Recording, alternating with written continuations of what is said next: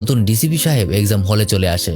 সরাসরি এই ধরনের করাপশন দেখে তিনি অবাক হয়ে যায়। সে তাদের সাথে যখনই কঠোর হবে তখনই সেখানে কলেজের প্রিন্সিপাল চলে আসে। খুবই আপ্যায়ন করে তিনি তাকে ভেতরে নিয়ে যায় এবং ঠান্ডা মাথায় খুব সুন্দর সুন্দর কিছু কথা বলে অবশেষে তাকে ঘুষ খাওয়ানোর চেষ্টা করে। কিন্তু তিনি ছিলেন খুবই সৎ একজন অফিসার। সম্পূর্ণ ঘটনা তিনি ক্যামেরায় ক্যাপচার করে প্রিন্সিপালকে অ্যারেস্ট করে নিয়ে যায়। তারপর নকল না করতে পারার কারণে সেই কলেজের প্রত্যেক ছাত্রই ফেল করে।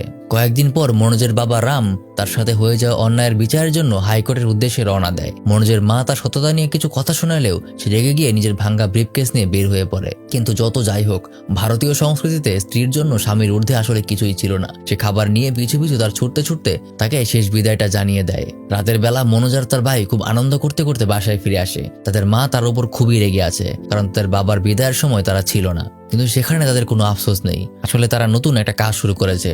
তারা তাদের ভাঙ্গা ট্রাক্টরের ইঞ্জিনটাকে কাজে লাগিয়ে একটা ছোটখাটো যাত্রীবাহী গাড়ি বানিয়েছে, আর সেখান থেকে যাত্রী পরিবহন করে তাদের সারাদিনে বেশ ভালোই রোজগার হয়েছে। পরদিন তারা আবারও কাজে বের হয়, কিন্তু এলাকার সেই মেয়রের নামে একটা বাস ছিল। তাদের এই নতুন পরিবহনের কারণে মেয়রের যাত্রী কিছুটা কমে যাচ্ছিল, তাই কন্ট্রাক্টর এসে তাদের সাথে ঝামেলা শুরু করে দেয়। সেই কন্ট্রাক্টরের সাথে তাদের দুজনের আরো কিছুটা কথা কাটাকাটি হয়।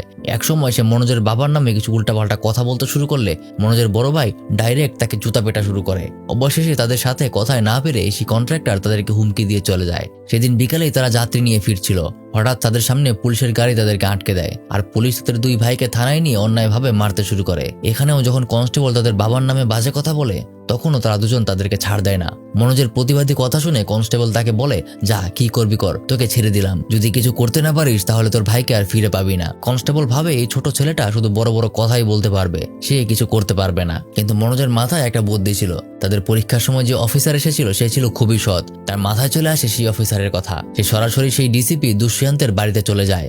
এত রাতে তিনি ঘুমিয়ে পড়েছিলেন, তাই দারোয়ান তাকে ভিতরে ঢুকতে দেয় না। বাইরে থেকে